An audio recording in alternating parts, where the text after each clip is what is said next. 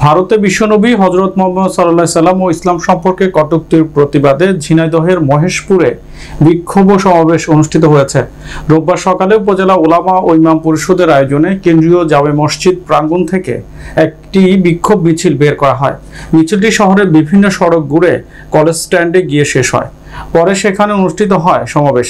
এতে মহেশপুর কওমি মাদ্রাসার সহ সভাপতি নাজির আহমেদ, উপজেলা ইমাম পরিষদের সভাপতি মুফতি রফিকুল ইসলাম, ওলামা পরিষদ মহেশপুর শাখার সেক্রেটারি সারোয়ার হোসেন সহ অন্যান্যরা বক্তব্য রাখেন।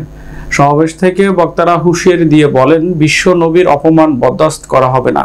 এছাড়াও ধর্মীয় অনুভূতিতে আঘাত করায় আন্তর্জাতিক আইনের মাধ্যমে জড়িতদের দৃষ্টান্তমূলক শাস্তির দাবি করেন মুসল্লিরা।